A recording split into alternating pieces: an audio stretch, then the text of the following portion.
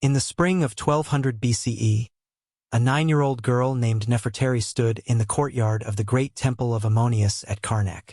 The morning air was cool, but her body trembled as priests shaved her head completely bald.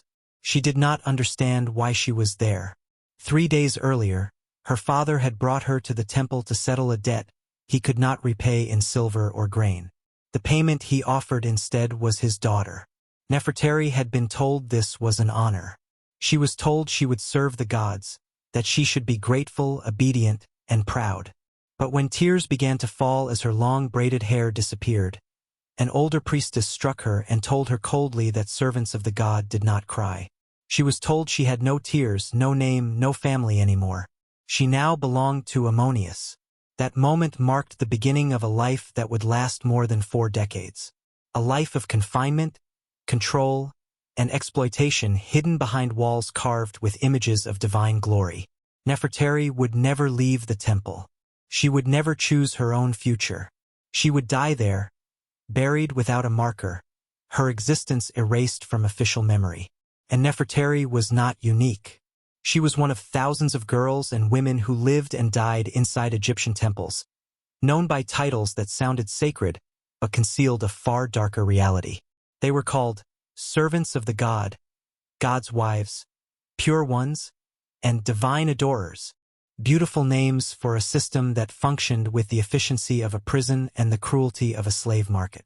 When modern people imagine temple women in ancient Egypt, they often picture dignity and honor, women in white linen performing sacred rituals, respected for their devotion.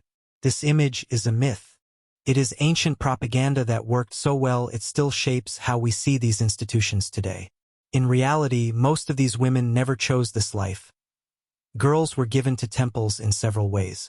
Some were dedicated by families seeking favor from the gods or relief from poverty.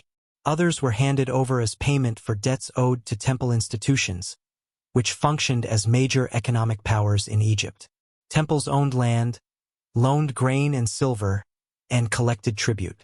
When debts could not be repaid, daughters were sometimes offered instead. Still others were taken as spoils of war.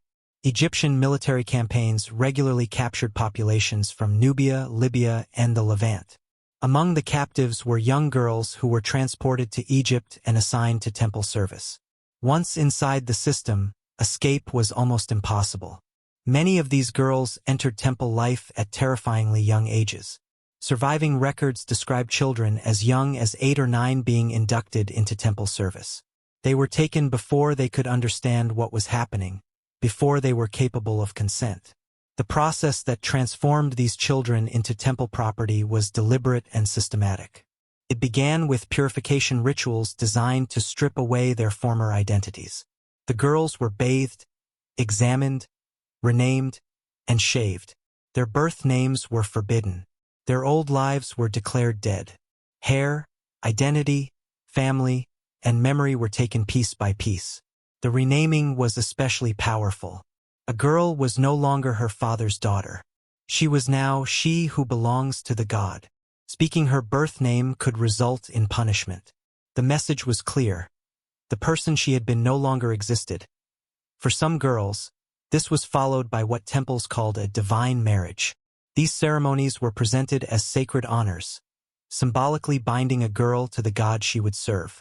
In reality, this ritual had permanent legal consequences.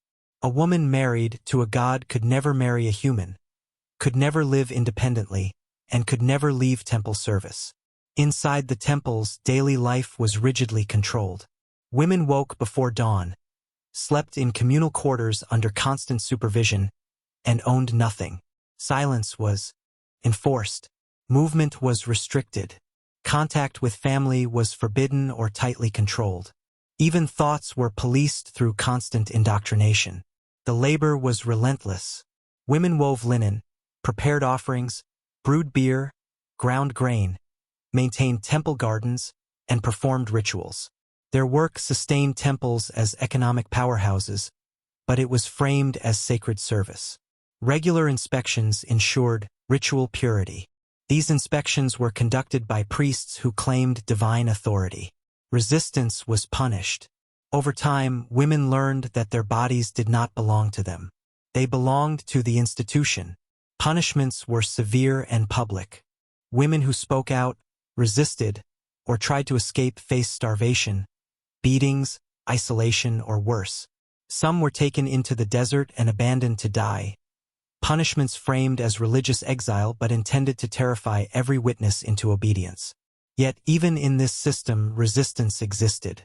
Women whispered forbidden memories. They exchanged glances that acknowledged the lie. Some wove hidden messages into cloth or carved words into stone in places overseers rarely checked. Simple declarations. I existed. I remember.